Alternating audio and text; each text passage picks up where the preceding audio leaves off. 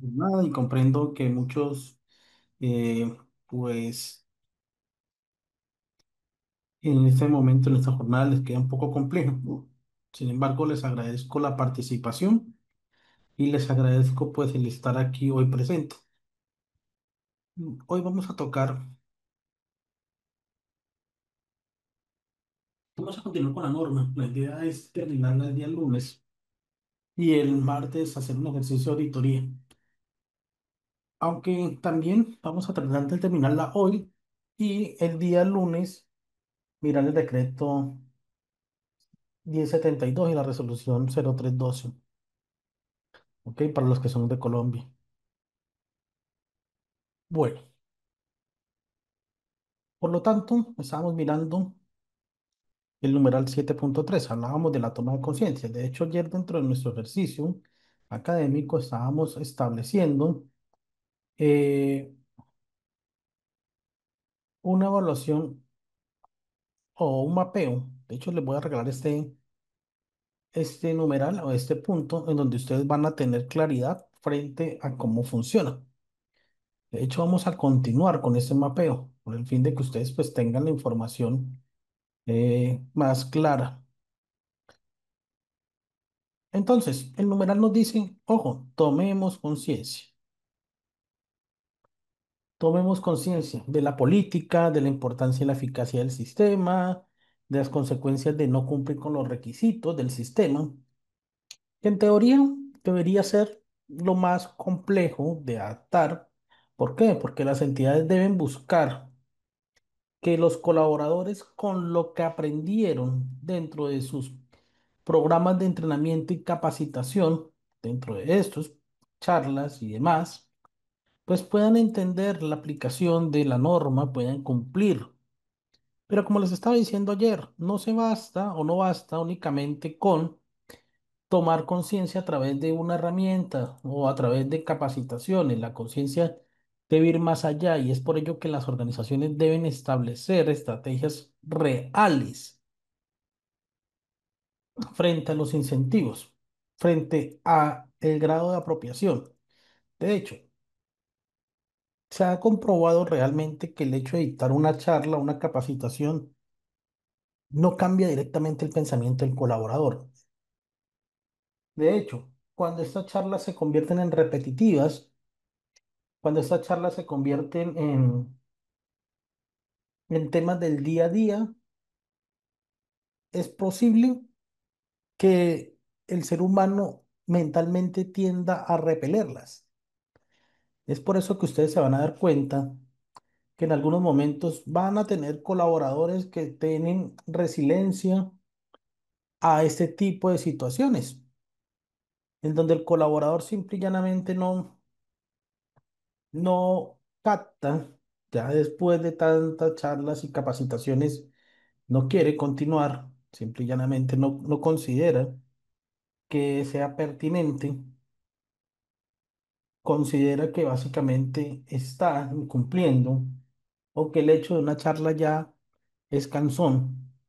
Es por ello que tenemos que implementar estrategias reales que incluyan incentivos, promociones, castigos, que incluya también obviamente temas de ascensos, reconocimientos familiares. Ojalá, en lo posible se puede involucrar a los seres queridos, a la familia, dentro de estos aspectos para que realmente puedan generar un impacto en el colaborador.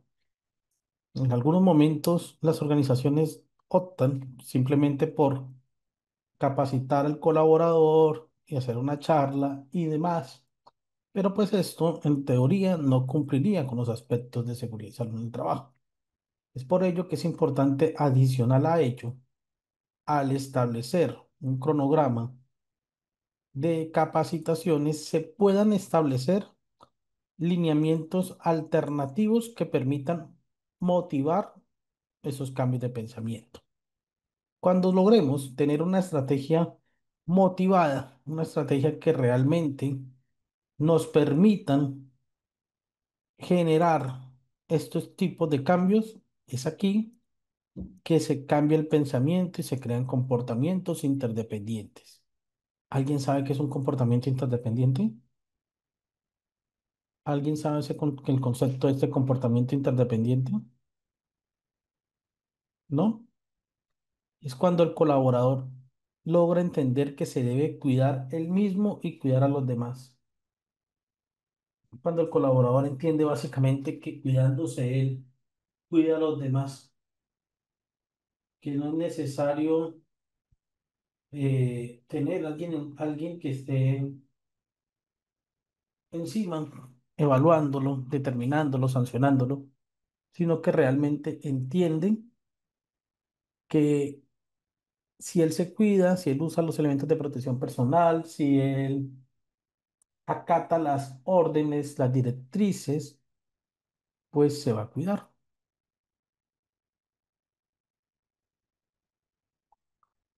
Ejemplo de cómo involucrar a la familia. Les voy a dar un ejemplo.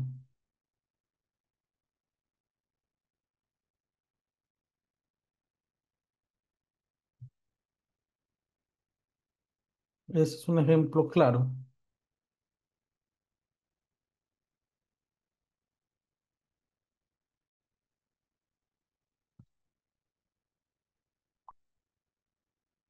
Esa campaña ya la vimos, pero ese es un ejemplo claro de cómo involucrar a la familia.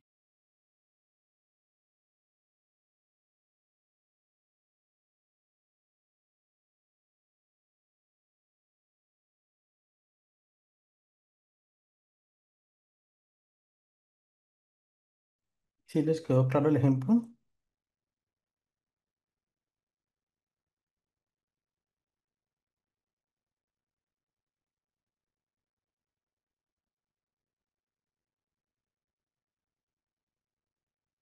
a veces, mire, el ser humano para que entienda no basta únicamente con entrar a una charla. De hecho, muchas veces entran a la charla y no aprenden, no entienden, o pueden ser capacitados en diversas ocasiones, demasiadas, todas las que ustedes consideren pertinentes, pero no generan conciencia. Y aquí lo importante es entender que es la entidad la que debe buscar estrategias.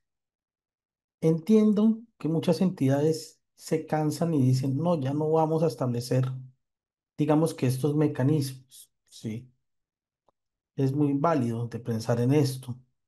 Sin embargo, hay que recordar que estamos tratando con seres humanos. Si es bien cierto, esta etapa hace que el colaborador pueda generar ese impacto, ese conocimiento. También es cierto que ustedes deben definir mecanismos adicionales que permitan generar esa conciencia. Muchos lo han aplicado, lo han alineado realmente a formación y entrenamientos. Sí, es una de las herramientas, ¿verdad? Digamos que una de las principales herramientas que podríamos utilizar. Y de hecho, cada vez que se capacita el personal, debemos dejar de todo esto, debemos dejar de todo esto los famosos registros. De todo aquello que se realice, debemos dejar los registros. Registros de que se dictó la charla, registros de que se capacitó, registros de que se entregaron incentivos, promociones, castigos, y adicional a ello, y es uno de los temas que posiblemente ustedes van a tener que evaluar, es establecer con el castigo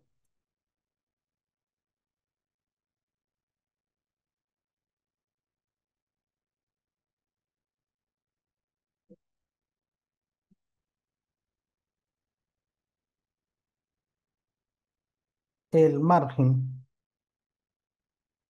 de tolerancia. ¿Hasta dónde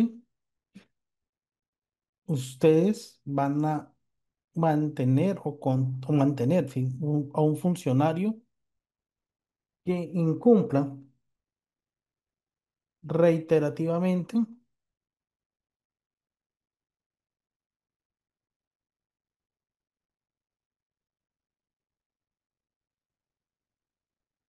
las normas? Porque también la organización debe definir esto. ¿Hasta dónde puede usted mantener a una persona que incumpla reiterativamente las normas? Usted no podría siempre mantenerlo, porque también podría llegar a tener culpabilidad o algo de culpa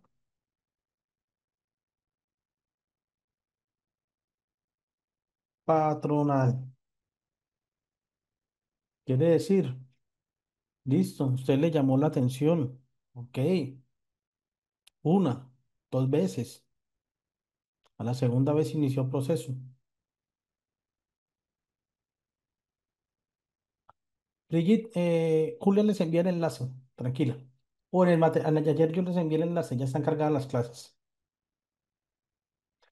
Entonces, ojo, porque también aquí dentro de este proceso de castigo que esté reglamentado a través del reglamento interno, ustedes deben tener un margen de tolerancia. Ustedes tampoco van a permitir que el colaborador incumpla, incumpla, incumpla, incumpla y no se haga nada, o sí. O van a tolerar siempre que el colaborador incumpla, incumpla las políticas y demás y simple y llanamente se mantenga aislado, sin un control, sin una sanción. De hecho, podríamos entrar en algo de culpa patronal. ¿Por qué? Porque usted también toleró que esa persona y fomentó realmente mm, ese incumplimiento. ¿Por qué? Porque si se dio cuenta que la persona era reiterativa en el incumplimiento de sus funciones, si se dio cuenta que la persona era reiterativa en cumpliendo sus obligaciones y las normas de seguridad, porque no hizo nada. Si esa persona tenía tres reportes porque no utilizaba los elementos de protección personal, porque permitió que esa persona continuara trabajando bajo las mismas condiciones. Eso también es parte de este ejercicio, porque cuando no se fomentan castigos fuertes, se genera una cultura de,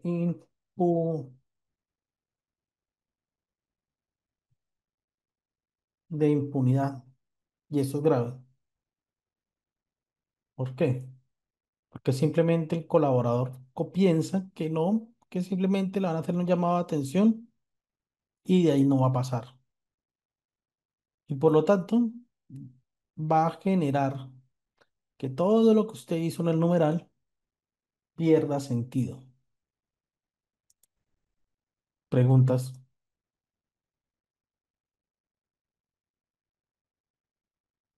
Hasta ahí he sido claro.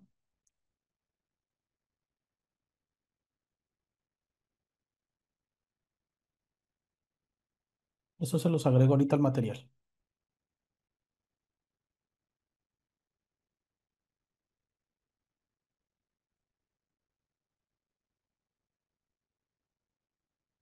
¿Hasta aquí he sido claro? Ok, listo.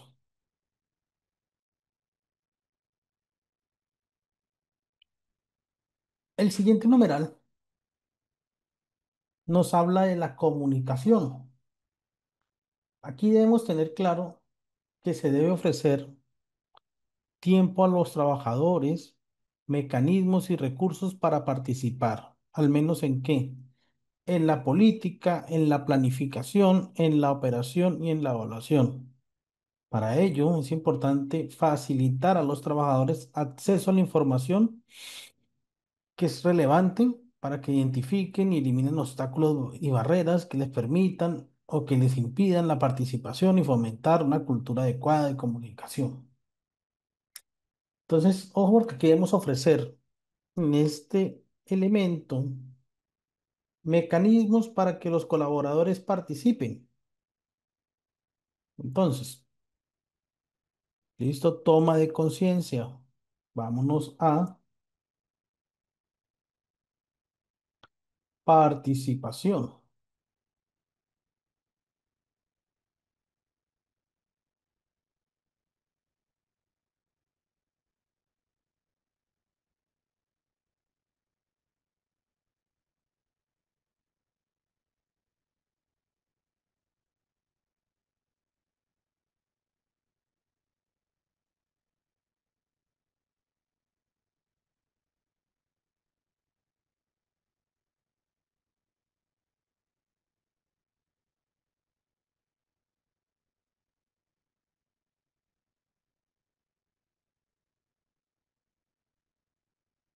Participación. Entonces hablamos de un numeral 7.4. Ese numeral 7.4 nos habla realmente de la comunicación y participación.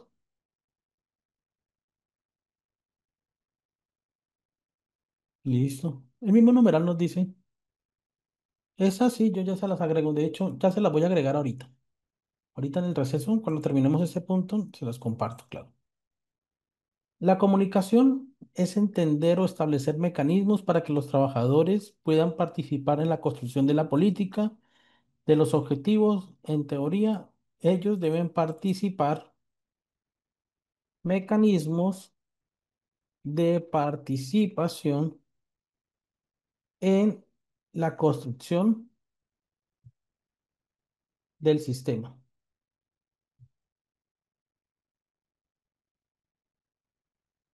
Mecanismos de participación en la construcción del sistema. Esto hace que el colaborador se sienta escuchado, que se sienta importante y que genere conciencia, porque él, de cierta manera, ha hecho o ha adoptado como suyo el sistema de gestión, permitiendo que a través de sus conocimientos en la parte operativa se mejoren. Entonces aquí hablamos de mejora continua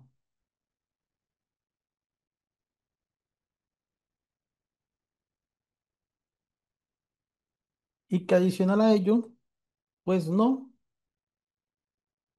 sientan barreras o no se tengan barreras que impidan su participación. Es por ello que este numeral hace énfasis en construir mecanismos de comunicación interna y con mecanismos de comunicación externa. Los primeros van a ser relevantes ¿para qué? Para que los colaboradores al interior participen. De hecho, aquí nacen dos elementos. Uno, ¿cómo va a ser el ejercicio de participación y consulta? Si va a haber un procedimiento para que participen los colaboradores, si va a haber algún tipo de comunicación en donde cada uno participe. Entonces, uno de ellos son los famosos elementos o canales de comunicación a través de las famosas PQRS, los respectivos comités, ¿verdad? Los reportes de condiciones y actos y la autoevaluación. Vamos que con estos tres elementos se podría manejar. ¿Qué significa PQRS? Peticiones, quejas y reclamos.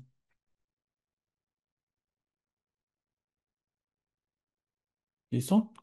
Entonces aquí, con estas herramientas, podríamos decir que se está permitiendo a través de procedimientos eliminar las barreras para que participen tanto mis trabajadores o mis clientes, mis trabajadores, como mis partes interesadas,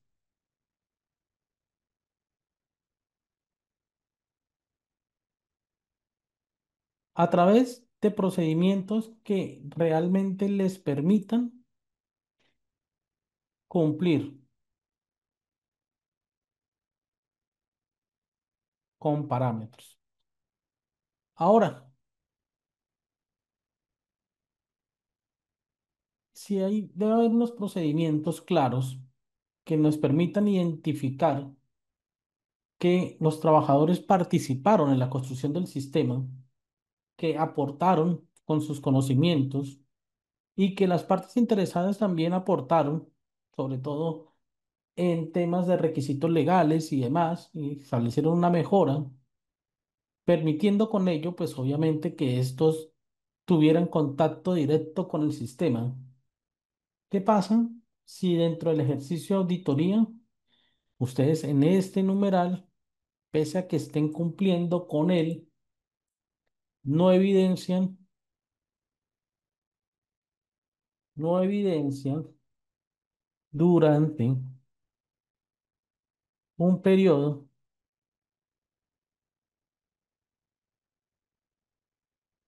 que existen o que se realizó participación alguna? O sea, ninguno de mis colaboradores manifestó nada, simple y llanamente, o ninguna de mis partes interesadas a través de sus mecanismos de PQRS o quejas y reclamos manifestó nada, no han dicho nada, nunca dijeron nada.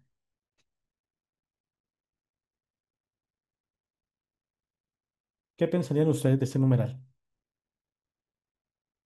Si está permitiendo la toma de conciencia, ¿no? Que está generando la toma de conciencia, pero realmente al trabajador no se le permite participar pese a que existen canales. ¿Será que esto afectaría el numeral 7.3? O sea, ¿será que si a usted no lo escuchan, no puede generar acciones de mejora, no puede realizar reportes porque le da miedo que lo sancionen o demás? ¿Será que esto afecta directamente la toma de conciencia o no?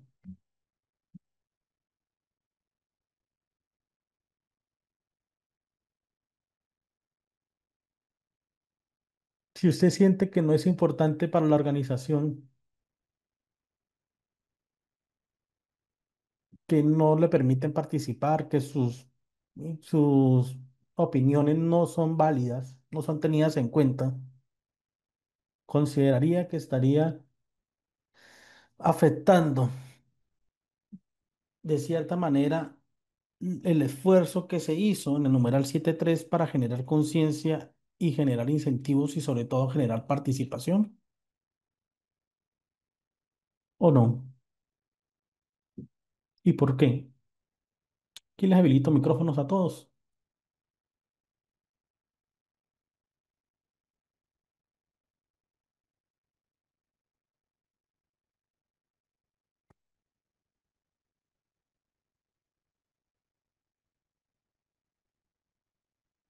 ¿Qué piensan? ¿Qué piensan cuando ustedes ven que una empresa no los escucha, no los permite comunicarse y satanizan que usted participe a través de un informe o a través de una queja? ¿Qué pensarían? ¿Tienen los micrófonos habilitados?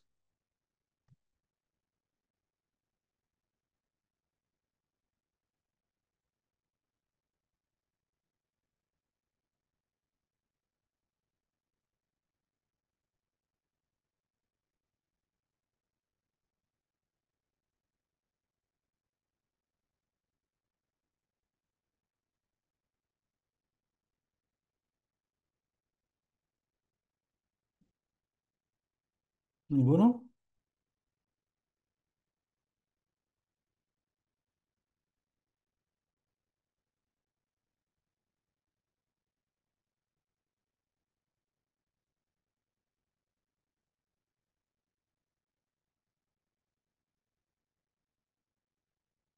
Que no creen en ese sistema, por eso no comunican nada.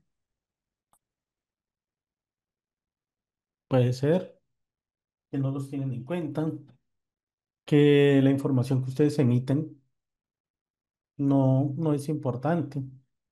Y pasa lo mismo con las PQRS y con los canales de comunicación externos. Si no hay respuesta a las PQRS que están entregando de cierta manera sus, eh,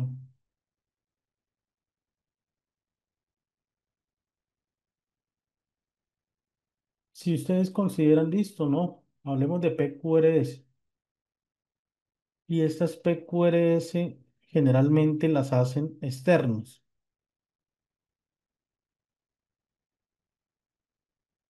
¿verdad? ¿Qué pasa si no hay respuestas o no se evidencian respuestas, respuestas oportunas? O sea, usted es una parte interesada, dice que ha evidenciado que dentro de la labor que desarrollan sus colaboradores o sus trabajadores, ha evidenciado que estos trabajadores no cuentan con elementos de protección personal adecuados y se lo envían mediante una PQRS. ¿Y qué pasa si usted no responde o no toma acciones? No da respuestas oportunas o no toma acciones. ¿A qué se expone una empresa cuando, después, dependiendo de una PQRS, no toma acciones, no da respuesta, simplemente guarda silencio,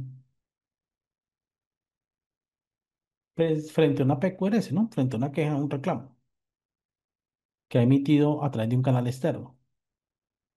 ¿Será que puede haber sanciones? ¿Será que están cumpliendo algo del marco normativo? ¿Será que no? ¿No es necesario que responda?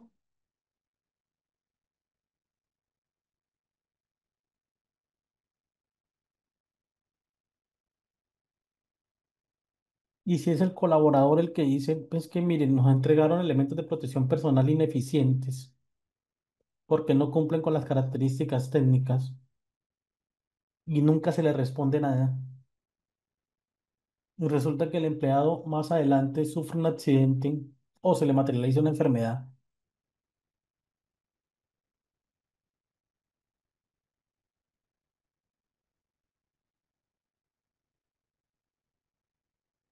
¿Ustedes han escuchado el concepto de la culpa patronal? ¿Alguien sabe?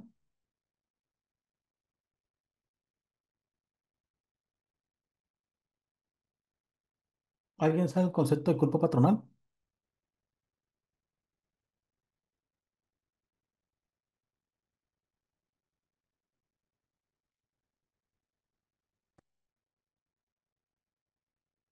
Culpa patronal. Vamos a buscar.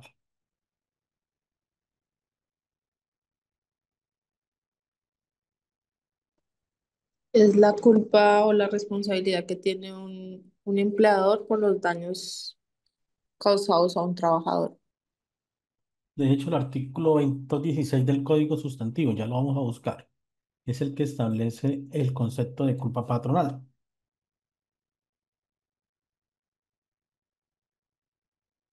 Vamos a buscarlo.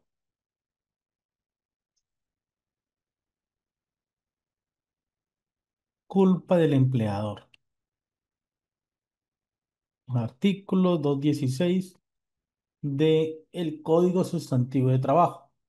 Dice que cuando existen culpa suficiente comprobada del empleador en la ocurrencia del accidente de trabajo o de la enfermedad profesional, está obligado a la indemnización total y ordinaria por perjuicios, pero del monto de ella deben descontarse el valor de las prestaciones en dinero pagadas en razón de las normas de este capítulo. O sea, que si a usted se le comprueba como empleador que fue negligente y debido a esa negligencia ocurrió el accidente, pues no paga la ARL, paga usted.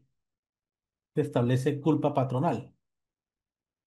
Entonces, si usted, un empleado, a través de los canales de comunicación o una tercera parte, le informa que sus empleados están siendo, se les ha entregado elementos de protección inadecuados y usted no da una respuesta oportuna ni toma acciones y resultado de ello ocurre un accidente, pues se podría materializar el concepto de culpa patronal. Claro, ahora. El hecho de no responder una PQRS, dependiendo el sentido de la PQRS, también estaría violando el derecho fundamental a la petición. Está consagrado en nuestra Constitución. Entonces, no es solamente tener esos canales, sino darle cumplimiento a esos canales, utilizarlos de la mejor manera. Porque ¿de qué me sirve que mi colaborador reporte actos y condiciones, sobre todo condiciones, si usted no hace nada? ¿De qué me sirve que el empleado le diga a usted, venga, es que no tengo elementos de protección personal o los elementos que tengo para hacer trabajo en altura no es el adecuado si usted no responde? O peor, ¿qué pasa si la comunidad a través de canales de comunicación como las famosas PQR le ponen una queja porque sus empleados están realizando la labor sin elementos de protección personal que le pueden generar un cáncer? Y precisamente se evidencian la materialización de cáncer de piel en colaboradores porque usted no cumplió en su momento con los elementos de protección para que él pudiera realizar su labor. Entonces se materializa la famosa culpa patronal. Y ahí no responde la ARL. Ahí le va a decir, es que eso fue culpa suya, señor, porque a usted le informaron. Entonces de ahí radica la importancia de este mecanismo, porque ese mecanismo también nos permite dejar evidencia y trazabilidad de las acciones tomadas y las circunstancias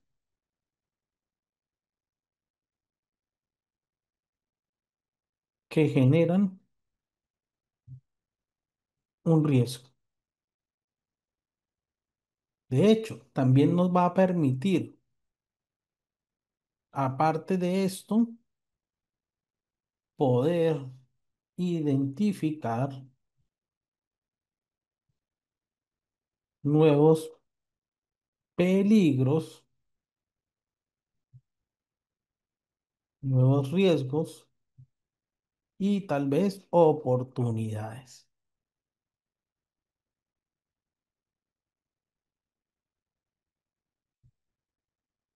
Ahora, por ejemplo, usted trabaja en un centro comercial,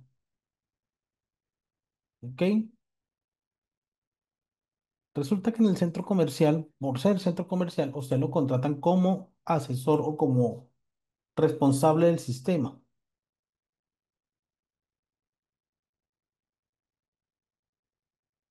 Y un colaborador, o mejor, un cliente le dice a usted lo siguiente: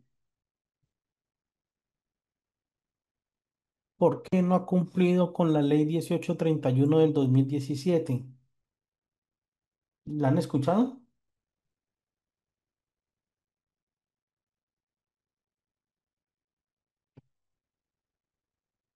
¿Nunca la han escuchado? Los colombianos. Hay que tener un DEA. De los famosos DEA, sí. Resulta que usted, pues, hace caso omiso. Dice, ah, pero pues, no, no es conmigo. Pero se está en un centro comercial. ¿Sí, no? Y un colaborador, o no, mejor, un cliente, un colaborador le dice, le informa, usted, venga, señor, tenemos que comprar el DEA porque nosotros estamos como una entidad obligada. De hecho, somos un centro comercial y el artículo 5 nos dice, mentiras, ¿dónde es que nos dice? El artículo 4 creo que es. El artículo 3 el ámbito de aplicación. Nos dice que por aquí, centros comerciales, que los centros comerciales deben tener el DEA y no lo tenemos.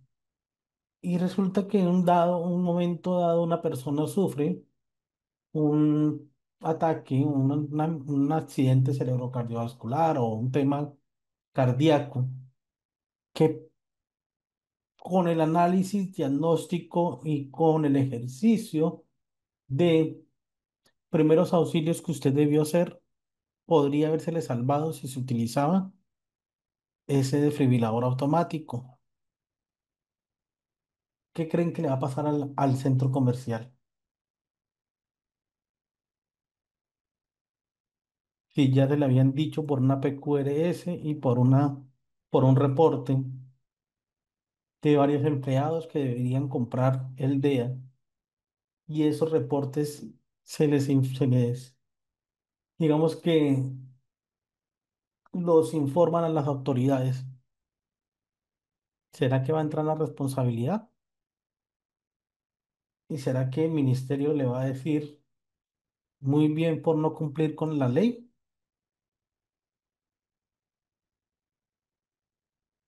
Entonces, sí, seguramente lo van a sancionar. Lo pueden vincular en el proceso, claro. Lo pueden vincular, no, lo van a vincular en el proceso. Y resulta que ahí es donde comenzamos a mirar por qué no respondimos oportunamente a esas quejas, reclamos y demás que debimos tener y que van de cara al numeral 7.4, comunicación. Por eso es importante entender que no solamente debemos tener protocolos y procedimientos para participar de los trabajadores y un tema de consulta, sino también entender que es importante conocer y participar y escuchar a mis colaboradores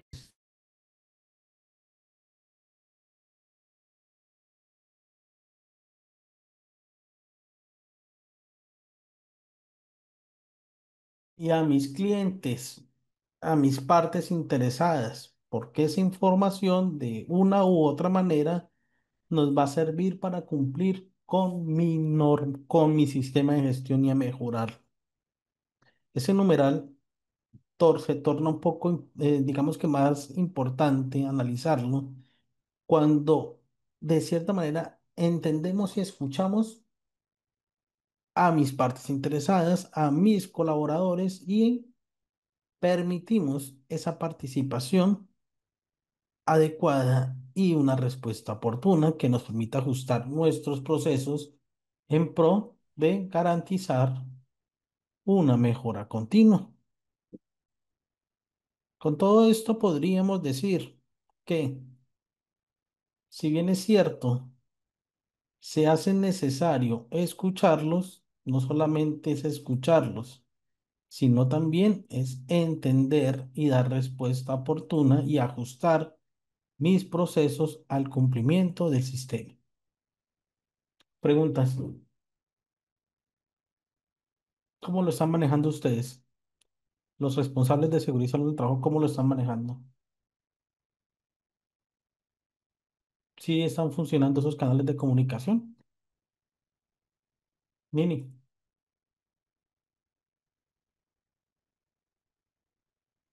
Buenos días, profesor. Buenos días, compañeros. Bueno, profe,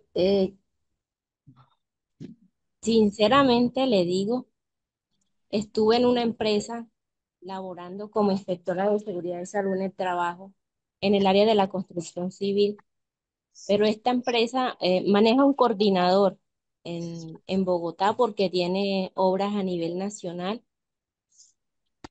pero en sí, yo como inspectora pude evidenciar que el sistema lo maneja, como usted dijo, la primera clase que yo vi, el papel todo lo soporta. Entonces todos los registros, o sea, se hacen los registros, pero vi que la coordinadora solicita el cumplimiento de los registros, de las inspecciones, de las inducciones, pero a la hora de la verdad, por parte de la gerencia no hay ningún compromiso y los trabajadores no reciben ni siquiera la inducción porque eh, el personal que tienen a cargo no les permiten el tiempo para recibir las capacitaciones. Si acaso les permiten 10 minutos al inspector de dar una charla, de hacer la calistenia y de hacer la oración. Pero en cosas de capacitaciones, nada. Ahora imagínense en el área de recursos y que seamos de ellos y documentarla, en esa obra no, en esa empresa no existe esa figura. Entonces, y yo estuve revisando el sistema de ellos porque manejan un drive y por parte de la ARL tienen una calificación de 100 en cumplimiento de los estándares mínimos. ¿Cómo hace una coordinadora, una persona que está encargada del sistema de gestión de seguridad y salud en el trabajo para justificarle a la ARL que está cumpliendo con todos los estándares mínimos si en realidad usted va a las obras y no? Eh, bueno, ese era mi aporte a lo que ese pasa es tema que que, usted... lo que pasa es que ustedes también siempre y acostúmbrense a hacerlo. Dejen evidencia de todo. Dejen evidencia de todo. Si ustedes tienen recomendaciones médicas, dejen evidencia de todo. Si evidencian que existe un riesgo o un peligro, perdón, un peligro identificado, infórmenlo. ¿Por qué? Porque eso les va a servir de cierta manera a futuro para un proceso y para determinar que realmente ustedes sí informaron y que la entidad no dio o no tomó cartas en el asunto. La comunicación debe ser de doble vía.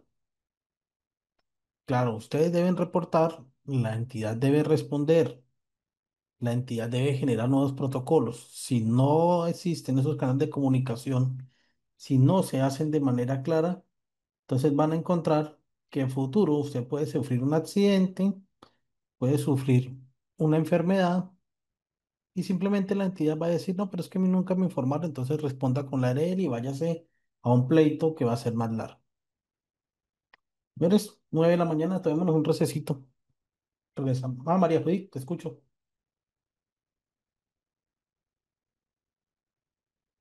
María Judith, Ah, buenos días. ¿me escuchan? Sí, señora, la escuchamos bien. Lo que estaba diciendo la compañera es cierto, o sea, hay empresas, o sea, el sistema de gestión por ley debe de aplicarse. Sí, las empresas contratan un HS, un coordinador o un profesional, pero hay muchas empresas que ellos lo hacen es como por requerimiento de que se lo exigen las normas. Pero lo que dice la compañera, eso es muy cierto. Aquí en Colombia hay muchas empresas que violan todas esas normas.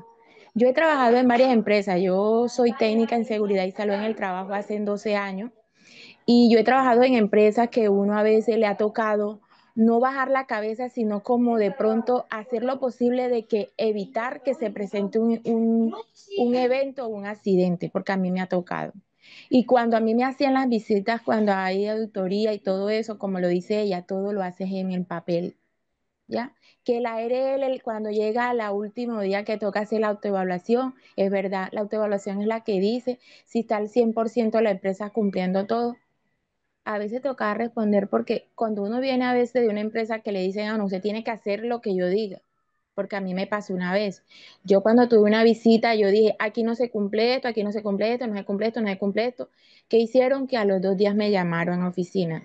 Yo sé que nosotros no cumplimos esto, pero usted tiene que adaptarse a lo que la empresa le da a usted. Y si a usted no le parece, pues tiene que irse, fue lo que me dijeron. Yo sé que muchos lo hacemos por necesidad y todo, pero nosotros no podemos violar tampoco las normas porque nosotros también tenemos una ley que si nosotros incumplimos, así como el empleador puede afectarse, nosotros también como HS o como coordinador, Claro, porque las normas nos sí, dicen, ¿verdad? nosotros no podemos estar apoyando al empleador porque él nos contrata a que le ayudemos en esa parte, pero también tenemos que estar al derecho del trabajador, porque así puede venir la familia de ese trabajador, nos demanda y nosotros también podemos tener consecuencias. Entonces, lo que estaba diciendo la compañera es verdad, instructor. Hay empresas que simplemente cumplen es por requisitos, no porque le presten atención, que la parte de la parte del sistema y gestión de seguridad es primordial y fundamental en una empresa. Y son pocas las empresas que son cumplidas en estas normas. Eso era todo, instructor. Listo. Deme un segundo. Entonces, miren que no se trata únicamente de tener eso, de cumplir las normas y tener esos canales, ¿ok? No se trata simple y llanamente de tener ese punto, eh, sino que realmente hagamos efectivo. De hecho, por eso todos, y aquí es una recomendación, no se queden callados. Coloquen lo que tienen que hacer. Que la entidad posiblemente va a satanizarlo, sí, pero pues igual usted está salvaguardando su integridad. Si usted es HSQ, si usted es responsable del sistema, si usted es el encargado del mismo sistema, pues obviamente con más veras se supone que usted conoce la normatividad laboral.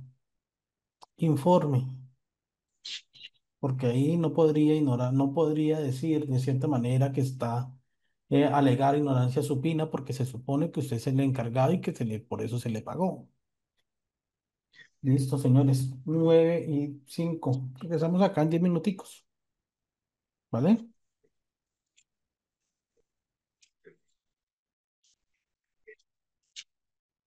Ah, señores. Miren, entonces miren que es importante tener en cuenta esto. No, no simple y llanamente nos abarquemos en lo informar, informen, guarden todos los reportes.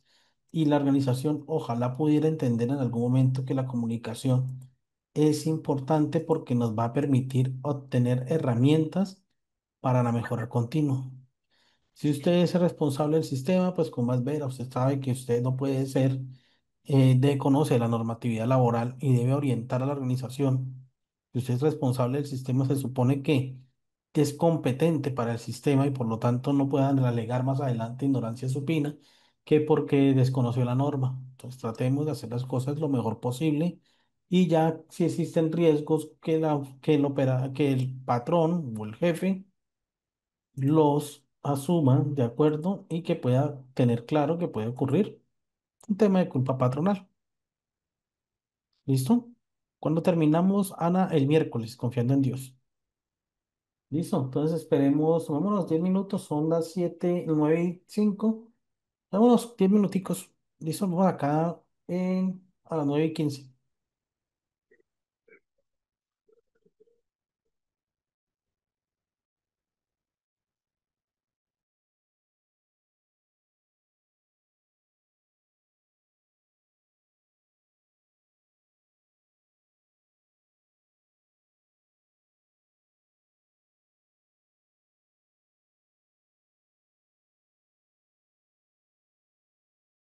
Listo, señores, sigamos. Bueno, hoy vamos a tratar de continuar y mirar. Bueno, aquí vamos a hablar del numeral siguiente. El numeral anterior quedó claro, el 7. Ah, perdón, les habilito micrófono, les habilito chat. Listo, ya.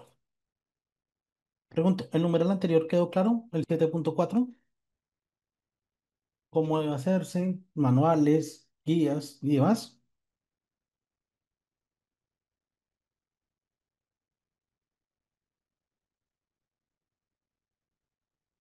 Sí, claro, ¿cierto?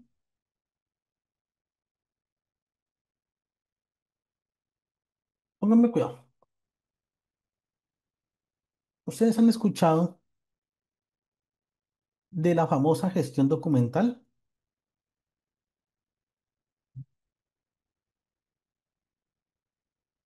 ¿Han escuchado que a través del sistema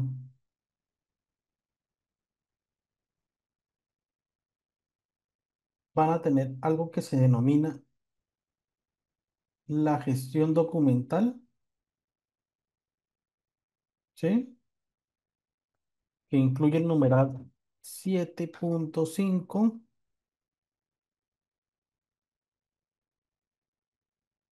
Ese numeral nos abarca la documentación. Ese numeral nos abarca la documentación o la información documentada.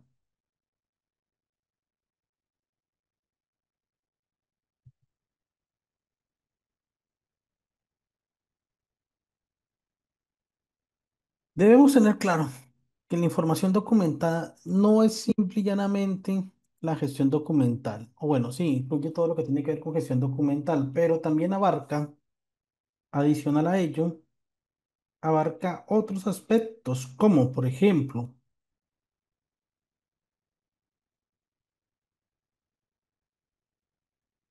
la manera en que se liberan los documentos y se hacen los documentos. Entonces ustedes pueden encontrar un procedimiento para crear y actualizar documentación, que es el primero. Procedimiento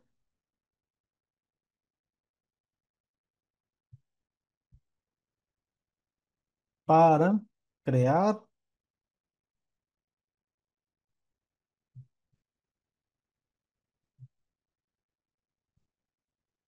aquí donde yo les pregunto,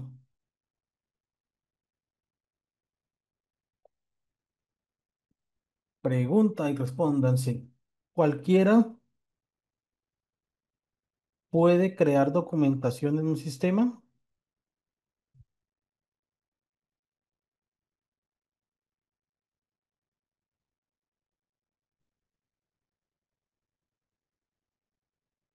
Cualquiera que se le ocurra puede decir, ay, no es que me parece que ese formato es bonito y lo voy a montar, o debe cumplir con unos elementos.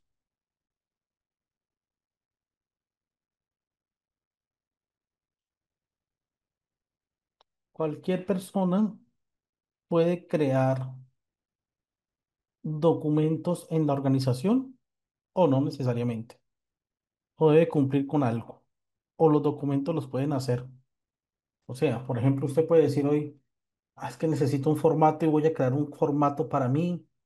Ese formato contiene cierta información y ya. Cualquiera lo puede hacer.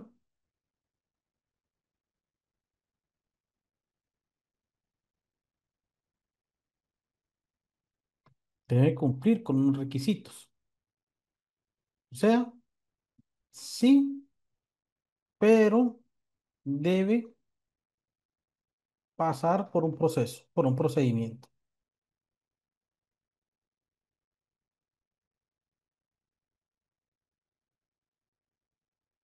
¿Cierto? Sí. Ese procedimiento define si el formato o el documento define si el si el documento es viable para ingresarlo.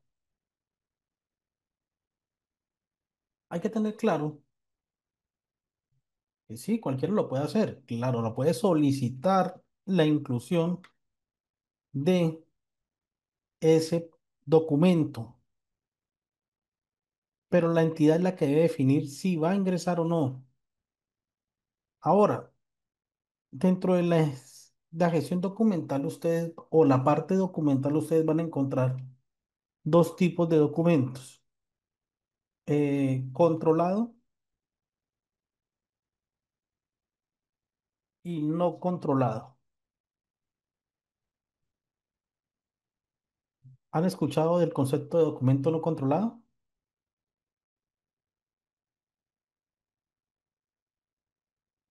En algún lado han dicho, uy, no, eso es un documento no controlado. ¿Lo han escuchado de casualidad? ¿Qué será un documento no controlado?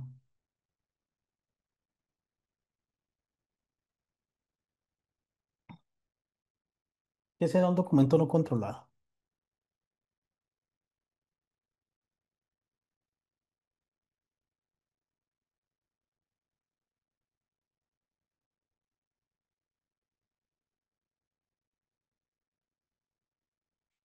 ¿Alguien sabe de casualidad cuando le dicen, tienen la marca, la huella, dice no controlado?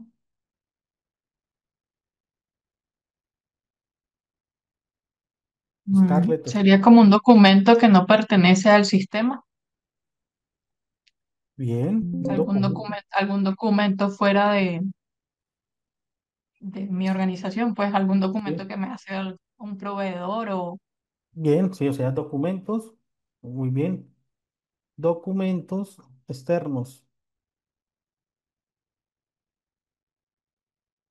que no son propios de la entidad. Pueden ser de algún cliente, pueden ser que se encuentran en proceso de ingreso al sistema o documentos de entes externos. Aquí podemos encontrar en los documentos de entes externos, yo no sé si ustedes han escuchado los famosos, ay, ¿sí se llama? Se me escapa. Profe, una pregunta. Sí, señora, la escucho. Un documento, por ejemplo, un proceso que todavía no se ha implementado, no se ha aprobado el procedimiento, por ejemplo, ¿puede ser un documento no controlado o debe estar? Podría hacerlo, pero no puede durar mucho tiempo. O sea, está en etapa de inserción. O sea, Ok, sí, está en etapa de prueba. Sí podría hacerlo. ok. De hecho, miren que también los documentos externos, ustedes no se han escuchado el famoso FURAT. ¿Han escuchado qué es el FURAT y el FUREL?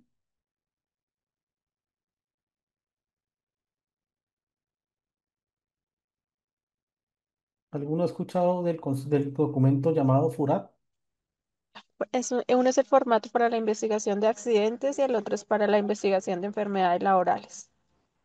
Sí, el FURAT y el FUREL. Entonces son documentos que, por ejemplo, son emitidos por entes externos como las ARL, en ese caso como el FURAT o el FUREL, que yo no los controlo. Simplemente son documentos que se exigen o que exigen las ARL para el reporte de enfermedades y accidentes de trabajo y que yo no los controlo. Digamos que por ello se llaman documentos no controlados, que son de otras entidades que yo debo incorporar en el sistema porque así me lo exige la norma. Que pueden ser documentos también que el cliente también dice, no, mire, es que usted me va a hacer una lista de chequeo y está la lista de chequeo, diligénciemela. ¿Ok? O documentos que están en ese proceso como de inserción al sistema y están en esa etapa de prueba y demás, también se le denomina documento no controlado. Los documentos controlados, al contrario de los anteriores, sí son del sistema, sí son parte del sistema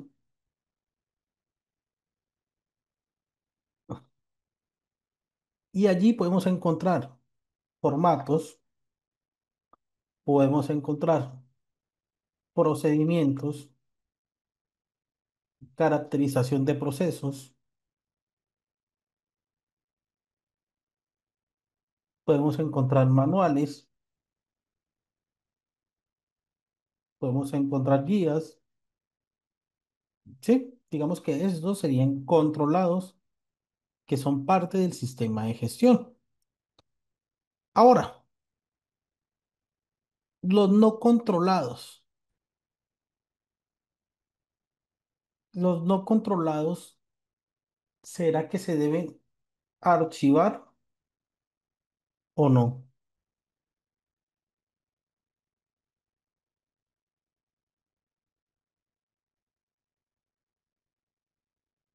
O los únicos que archivamos son los controlados, o ambos,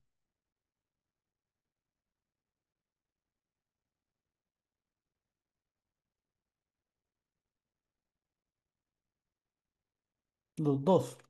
Muy bien. Los dos se deben archivar de acuerdo al marco normativo, sobre todo las investigaciones, por ejemplo.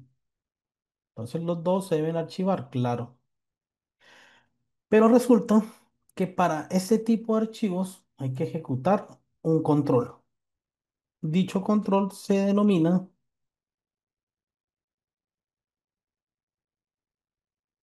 tablas de retención documental. ¿Alguien las ha escuchado?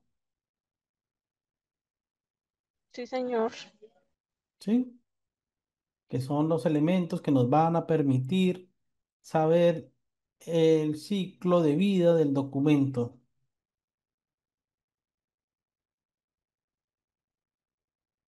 ¿Listo? Es por ello que los documentos controlados que están aquí, generalmente estos documentos se les hacen o tienen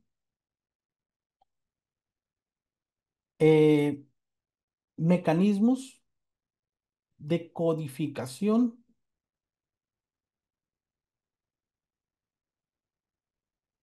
de acuerdo a su tabla de retención documental. Yo les voy a preguntar algo. ¿Será que los documentos se archivan o lo que se archiva es el registro? O los dos, registros y documentos, o se archiva solamente los registros. Los dos porque deben, según la norma, los documentos deben de estar guardados por 20 años, si no estoy mal. Pero, por ejemplo, un manual lo archivan ustedes,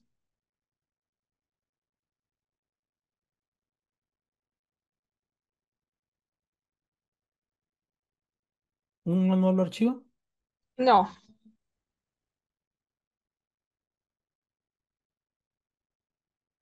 Sí, se archivan. ¿Qué pasa? Que no se archivan de la misma manera, sino a través de los cambios de las versiones. Sí, los documentos se archivan a través de los cambios de las versiones. Los registros se archivan de acuerdo a la tabla de retención documental. ¿Ok?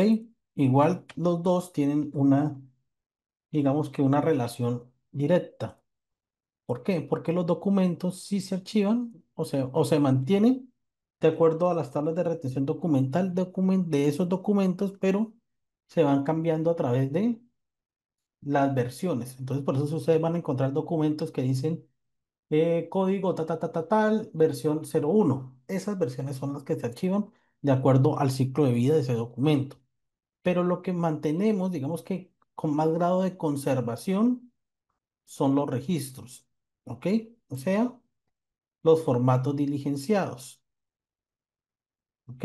Los soportes de las actividades que hicimos, como informes, como manual, no tanto manuales, sino registros de las actividades. Eso sí se archiva. Los documentos, de acuerdo a las versiones, se mantienen conservados en, digamos que un archivo inactivo o algo que ustedes puedan guardar a través del mismo sistema de gestión documental que ustedes manejen. Pero como tal, el manual usted no lo va a imprimir y no lo va a archivar dentro de una caja como lo hace con el documento físico.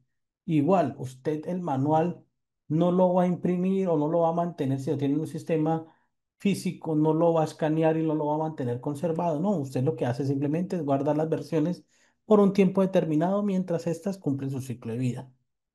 ¿Por qué? Porque es que las versiones se deben mantener porque para efectos de auditoría es probable que se requieran esos documentos con las versiones anteriores para evaluar el grado de cumplimiento. Los registros sí se mantienen conservados de acuerdo a las tablas de retención documental y pues la ley que así lo contemple.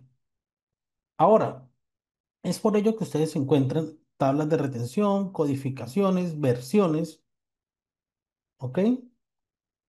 Ahora, también aquí nace otro elemento. De todo esto también nace otro elemento que ustedes deben conocer y es, ¿ustedes han escuchado de las matrices o la matriz de comunicación?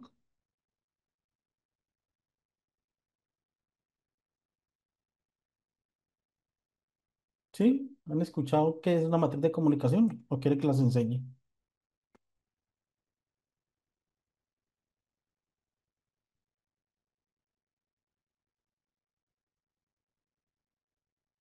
Esto.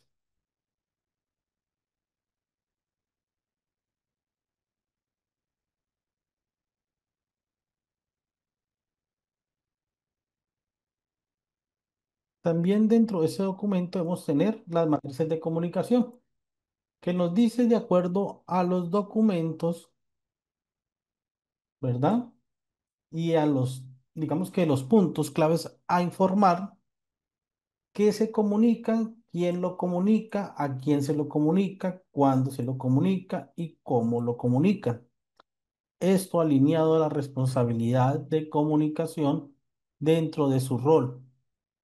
Eso es por ello que ustedes encuentran que, por ejemplo, la política del sistema de gestión solamente la puede comunicar el líder. O que, por ejemplo, los objetivos del sistema de gestión los puede comunicar cierta persona. O que, por ejemplo, los resultados de las auditorías, quien las informa. ¿Por qué? Aquí también podemos evaluar los resultados de las investigaciones. ¿Qué? ¿Qué pasa, por ejemplo, en un caso de un accidente como el de Tasajera, el que vimos ayer,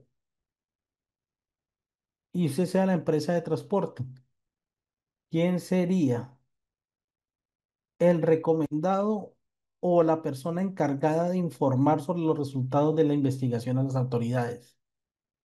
¿Será que el encargado debería ser el conductor que sufrió el accidente, el líder del sistema de gestión o el representante legal?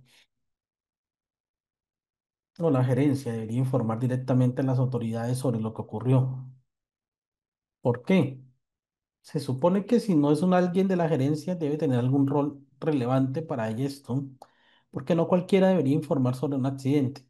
¿Qué pasaría donde el conductor diga, no, es que yo iba a exceso de velocidad y aparte de ello el vehículo estaba con fallas de frenos?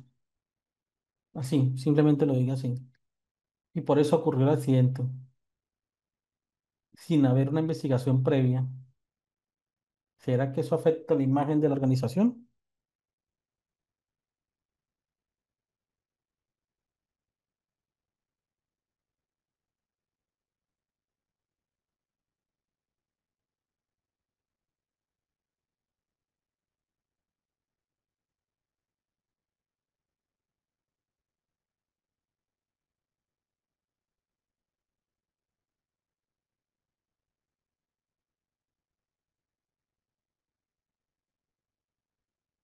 ¿O será que cualquiera puede decir simple y llanamente, es que ocurrió un accidente de trabajo, un accidente y fue por negligencia de la entidad?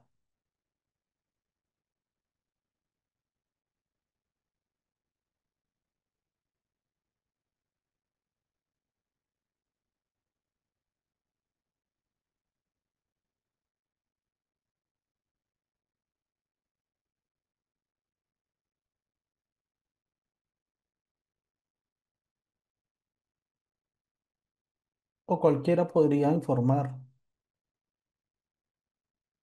o cualquiera podría tener ese rol, ¿no es cierto? Entonces aquí también nace esa matriz de comunicaciones, en donde cada uno tiene el rol de comunicación e información. Entonces ya tenemos dos situaciones. Uno, procedimientos para crear documentos, matriz de comunicación y de todo esto también tenemos un segundo elemento, manejo de archivo. Entonces aquí deben tener los procedimientos para la conservación de los registros. ¿Alguno sabe qué procedimientos deben tener para conservar registros? O sea, archivar. ¿O será que la manera de archivar es mantener un documento como este?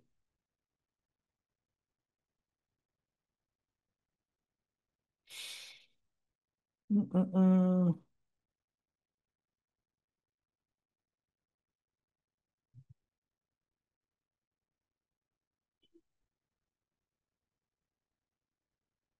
¿En algún momento a ustedes les ha tocado un archivo así similar a este?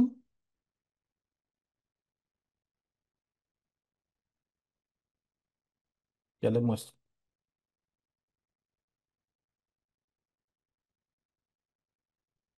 ¿En algún momento les ha tocado entrar a revisar un archivo que esté así con ese orden?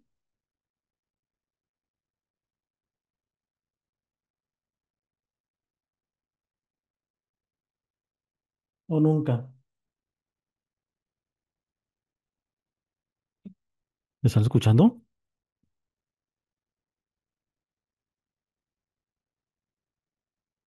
Sí, Sí, señor. ¿Les ha tocado alguna vez algún tipo de archivo así? ¿O les ha tocado, por ejemplo, recibir o abrir un documento así? Venga, les muestro.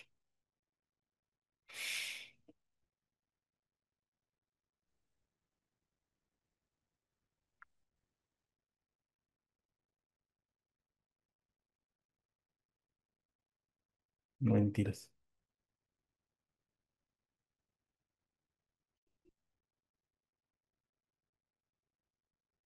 De pronto así.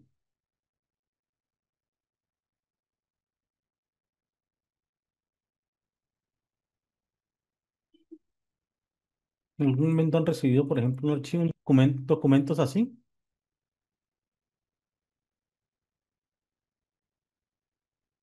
¿Sí?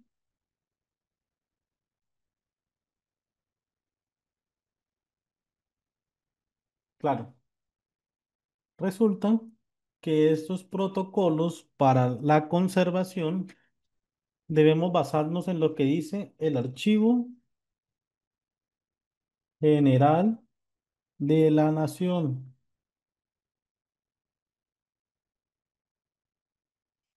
y las diferentes guías para la conservación, ¿verdad? Por eso se dicen que los archivos deben estar bajo una temperatura entre 18 y 24 grados centígrados, que deben tener una humedad relativa,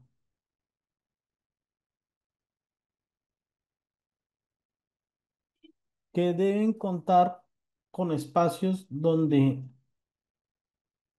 no ingrese la luz del sol,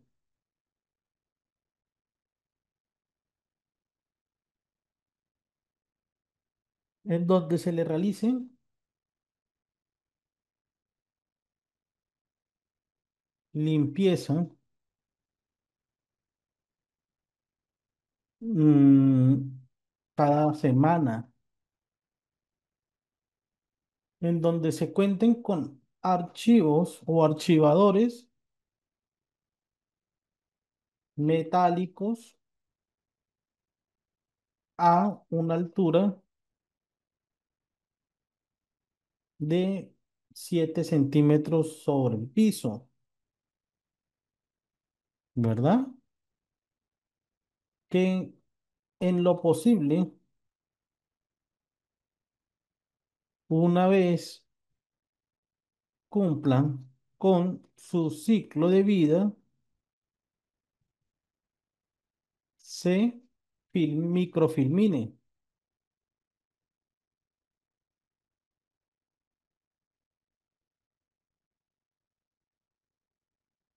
Adicional a ello, que el señor de archivo cuente con elementos de protección personal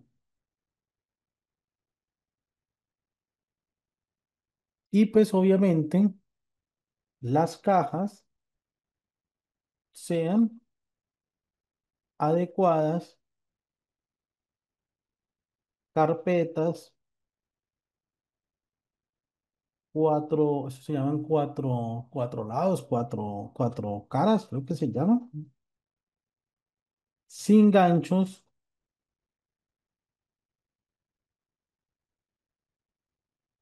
ni,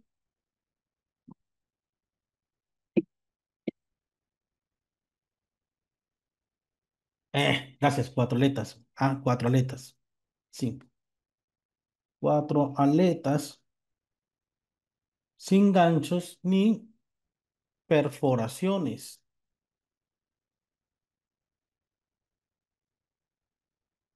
¿verdad?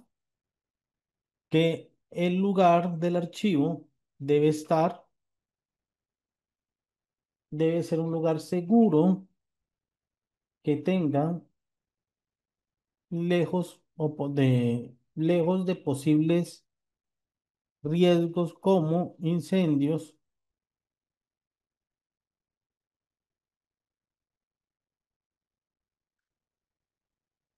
inundaciones,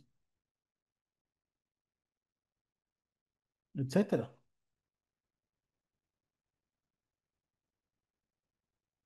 ¿Sabían eso?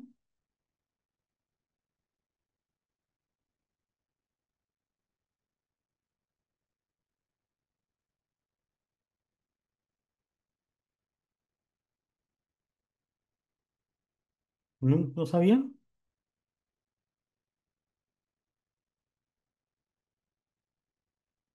¿No sabían sobre el manejo de archivo que debe tener estos elementos? Claro, esos procedimientos deben ser claros, deben permitir una conservación adecuada,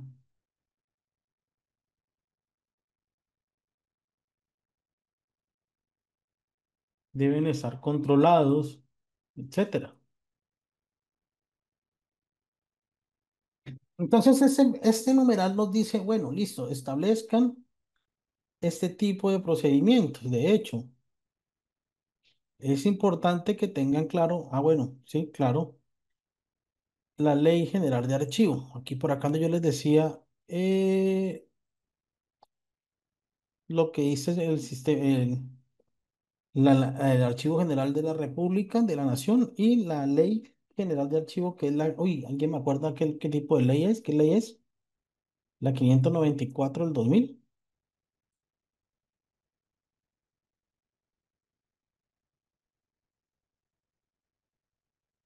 Y listo. ¿Por qué? Porque la entidad debe garantizar el marco histórico, resguardar el marco histórico. Esa ley solo aplica para Colombia, sí, pero lo que les estoy diciendo aplica para todos. O sea, los protocolos que les estoy diciendo aplican no solamente para Colombia, sino para todos. Entonces, tres elementos. Uno, el procedimiento para crear documentos y liberarlos. Dos, la matriz de comunicación. Y tres, el procedimiento para el manejo de archivo. Con esto podríamos decir que en teoría estamos cumpliendo con el numeral 7.5. Ahora, Deben tener en cuenta que de acuerdo a cada uno de sus... Ah, Nini, te escucho. Profesor, yo siempre he tenido una duda con respecto al código que se le da a los formatos, pues siempre me ha tocado diligenciarlos más no crearlos. Por ejemplo, cualquier formato, hoja de vida de integrantes de brigada, tiene un código, una versión, la fecha y la página, ¿cierto? El Sí. código, ¿cómo se genera? Es que el código puede ser numérico o alfanumérico. Entonces eso depende de la tabla de retención documental, ¿verdad? Depende. Entonces digamos que generalmente va alineado al proceso que pertenece. Luego, si es un procedimiento, si es un formato, si es una guía, si es un manual, ¿verdad? Y el número de guía que sea. Entonces, por ejemplo, si es un proceso, si el proceso es talento humano, entonces podríamos hablar de TH. Si es el procedimiento, entonces digamos que el procedimiento sea eh, PR. El formato, hablamos que sea FR. Guía, GU y manual, MN, por ejemplo. Entonces hablamos de un proceso. Entonces ya tenemos aquí la primera parte del código proceso, que es un procedimiento y de acuerdo al proceso o al procedimiento que sea, entonces puede ser por números, de acuerdo a la jerarquía. Puede decir procedimiento uno. Quiere decir que es un procedimiento de talento humano, el procedimiento 01, que corresponde a, por ejemplo, contratación. Magdalena. Profe, una pregunta, así como para manejo del archivo hay una ley que uno puede manejar para la parte de documentos donde especifique qué debe contener o la estructura de los documentos, ¿no hay algo en el INCONTEC, una norma que nos establezca esos lineamientos? Uy, se la acaba viendo, pero sí debe haber, se la acaba viendo. Vale. La busco y se la paso. Se las busco ahorita y se las paso. Uy, pero sí. Para la creación de documentos. La ideal es que el código permita hacerle seguimiento al documento y mantenerlo dentro de la tabla de retención documental. ¿Listo? ¿Preguntas? ¿Dudas? ¿Claro? Entonces aquí tenemos el cumplimiento de todo el numeral 7.5. Todo el 7.5. Desde la construcción de los tres documentos importantes. ¿Listo? Claro. Listo. Entonces ya tenemos la primera parte de la estructura del sistema.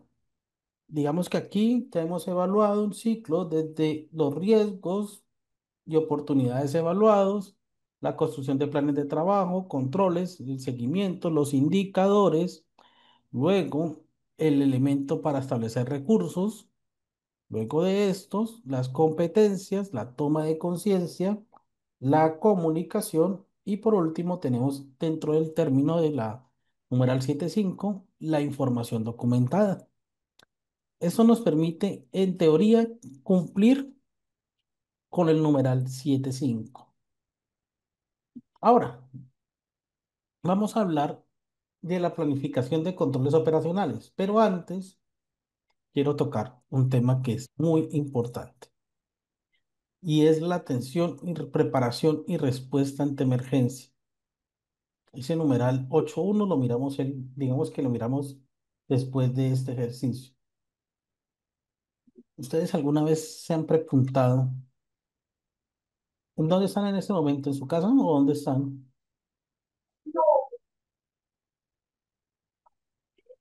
¿Alguna vez se han preguntado si en su lugar de vivienda están preparados para atender a una emergencia?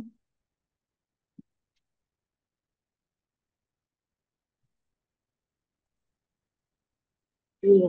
Momento se han preguntado, han hecho un ejercicio de verificación.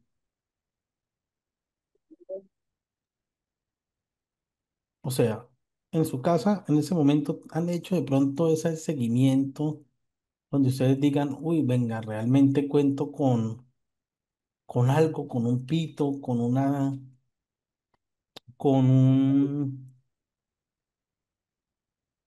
con un extintor, con, no sé, con un botiquín, con algo. No, no, nunca han hecho. Entonces, ¿qué les voy a invitar? Tómense 10 minutos, den un recorrido por su casa, por el lugar donde están, por el lugar donde se encuentran y hagan esa lista de chequeo. No lo hacemos la idea es que recorramos un momento nuestras instalaciones, en el lugar donde estamos ahora y digan, y se hagan ese análisis propio y digan, ¿estamos preparados? ¿Qué llegase a pasar donde ocurre un accidente? Cuando terminemos de estos 10 minutos que ustedes se van a recorrer las instalaciones, les voy a enseñar un video y ustedes me van a decir si realmente están o no preparados para un caso similar. Entonces, tómense en estos 10 minutos, por favor, recorran. Vemos acá a las 10:10. El taller se los envié en el chat de Zoom. Por favor, revísenlo.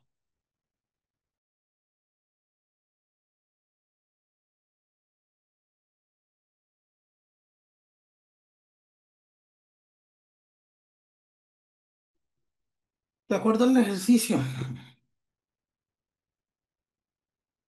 y al caso que acabamos de ver,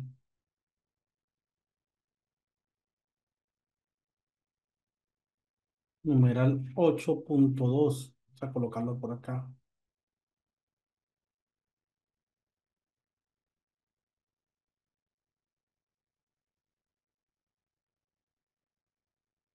Preparación y respuesta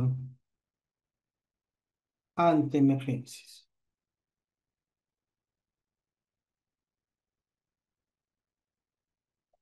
Mi pregunta es,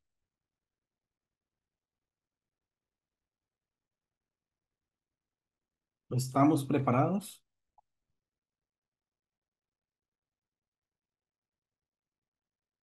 Si hoy ocurriera un evento como el que vimos en el video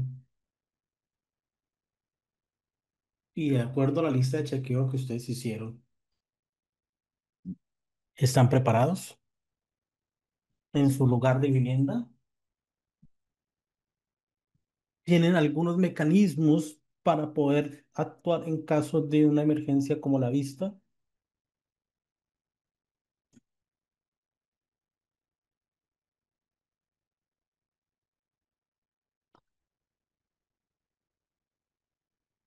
Ese es un análisis más de profundidad de nuestra vida diaria. ¿Por qué?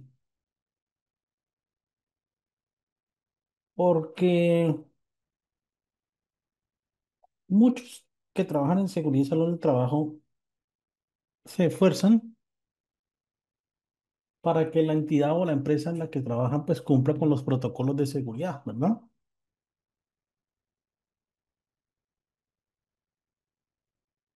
Muchos que creemos o que trabajamos en este ámbito miramos o analizamos los peligros más latentes, pero cuando lo llevamos a la realidad de nuestro hogar,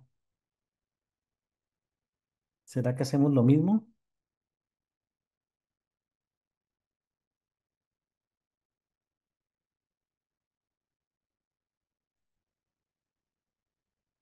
María Judith, tiene el micrófono habilitado.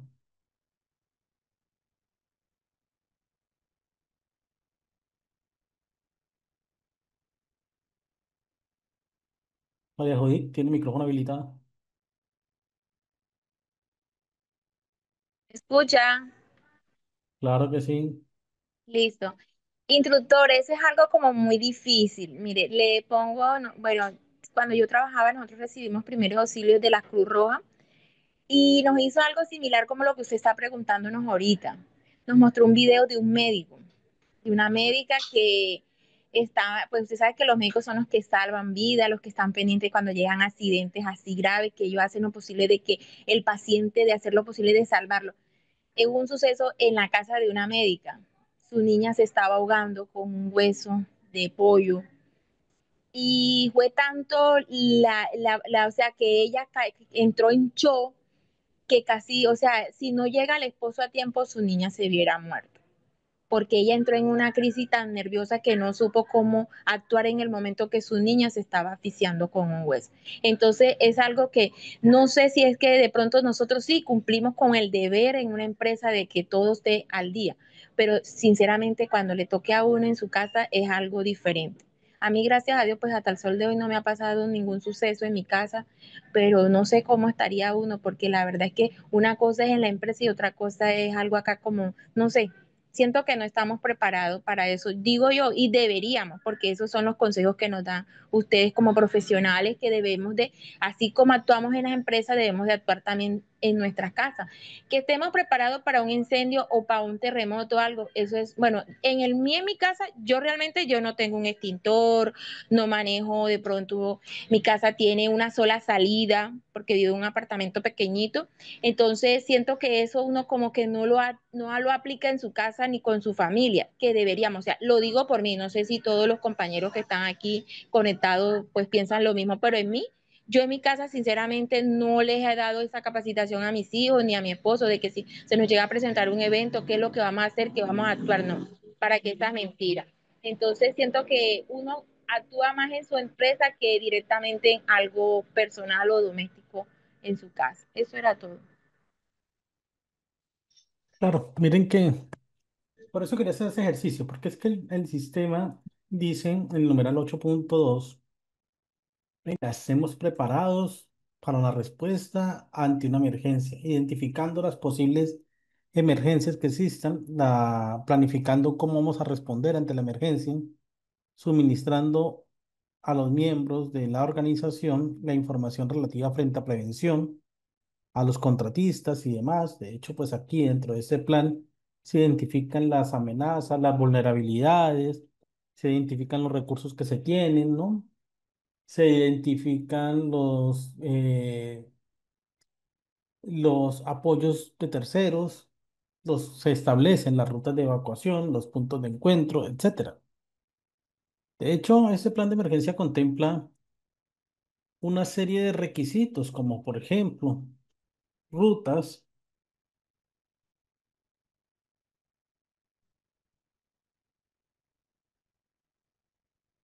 rutas de evacuación, recursos,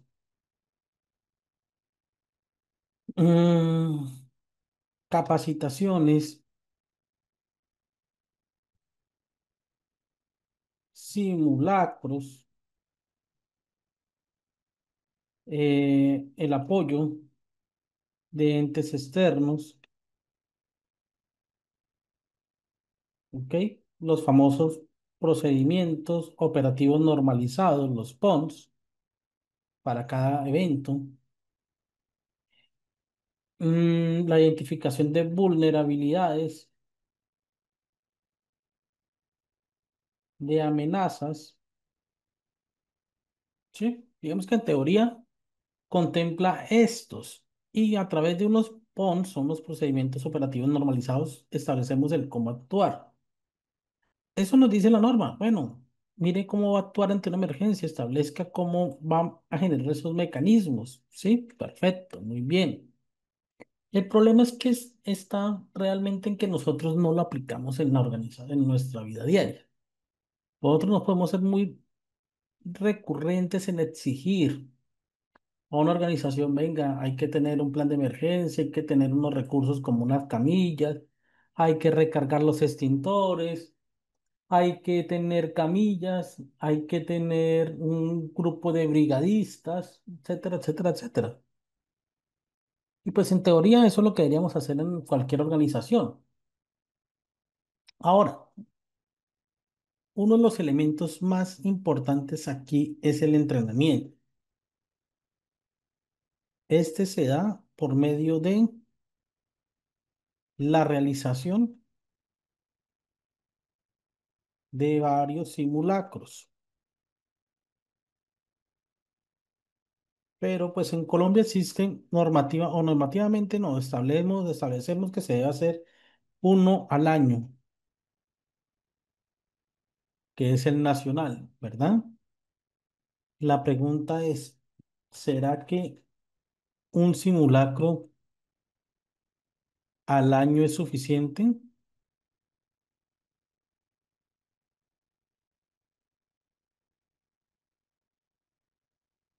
¿Será que sí? ¿Será que no? ¿Será que debemos tener prácticas? Señores de, los señores de bomberos se capacitan todo el tiempo, ¿cierto? Los policías se suponen que también están en todo momento en capacitación, al igual que los señores militares. ¿Por qué nosotros no? ¿Por qué tenemos que hacerlo una vez al año? Adicional a ello, lo que dice Carmen es cierto. El talento humano rota constantemente y puede que el que participó en el escenario del simulacro a principios del año no participara, ya no esté en el siguiente año. Por lo tanto, esa capacitación y ese entrenamiento que se le dio en su momento al personal que estaba, básicamente era nula. Entonces, esa es una respuesta que usted se debe hacer. ¿Cada cuánto tengo que construir o realizar simulacros? ¿Cada cuánto debe generar entrenamiento? ¿Será que yo debo hacer inspecciones a mis equipos de seguridad? ¿Será que yo debo determinar cuáles son esos mecanismos para prevenir? ¿Será que realmente debo capacitar a mis brigadistas para que actúen en caso de una emergencia? Y si no lo hago, ¿será que el brigadista va a ser el primero que va a salir corriendo? Porque en un caso de un evento catastrófico, todo el mundo busca salvar su vida, ¿verdad? Todo el mundo busca resguardarse. Pero ¿qué pasa con mis protocolos de seguridad? ¿Qué pasa con esas capacitaciones que hemos entregado todo el tiempo? ¿Qué pasa con esos elementos que hemos visto todos los días? De hecho, esto deberíamos llevarlo a nuestra empresa. Y no estoy hablando de nuestro trabajo, sino nuestro hogar. Porque a veces ocurren eventos como el que vimos en el video, que tal vez por una imprudencia nos cobre la vida de seres queridos. De hecho, el caso fue por una imprudencia, porque de hecho el conato ocurrió por una veladora y aparte de ello, de que ocurrió por una veladora, en la puerta principal habían estacionado 4 motocicletas, obstruyendo la salida. Claro, cuando el conato inició, pues en teoría era controlable, pero estaban dormidos. ¿Qué pasó? Una motocicleta logró incendiarse y estaba llena de gasolina. Reacción en cadena. Todas explotaron, incendiaron el lugar.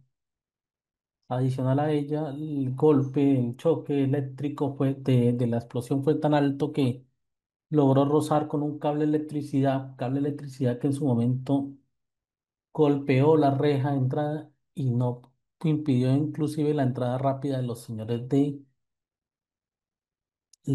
bomberos. Por ello es que no pudieron reaccionar tan rápido. cóctel Molotov, que a veces nosotros no miramos y que muchas veces lo único que hacemos es simplemente inspeccionar si los extintores están funcionando. Y allí es un grave error, porque esto nos permite que se materialicen más circunstancias.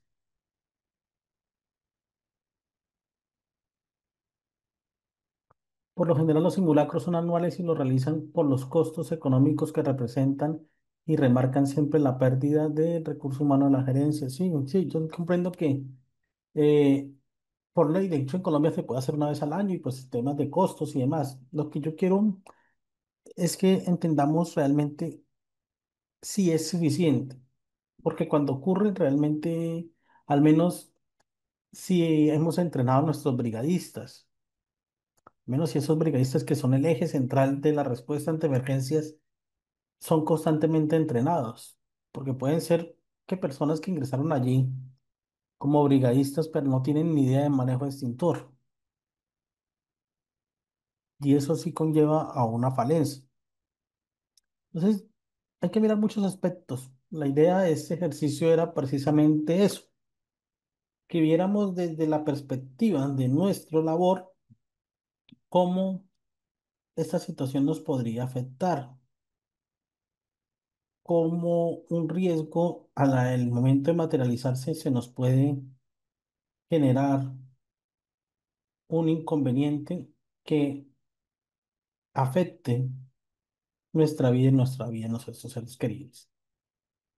El día lunes vamos a hacer, vamos a mirar, de hecho, el formato del plan de emergencias y lo haremos. Y miraremos el numeral 8.1. La idea es que la primera parte de la clase culminemos con el ejercicio. ¿Por qué? Porque el numeral 10 que hablamos del ejercicio de mejora continua y auditorías, el numeral 9 también, pues podamos analizarlo en una clase completa, que sería el día martes. Eh, ¿Alguna pregunta? ¿Duda? ¿Inquietud? ¿Qué tal les pareció? ¿El video? ¿Quieres comparto el video? ¿O este? Este material se lo voy a subir ya. Lo voy a subir ya en pantalla. Se los voy a subir. Déjenme un minuto, ya se los voy a subir para que ustedes lo tengan como un mecanismo de estudio.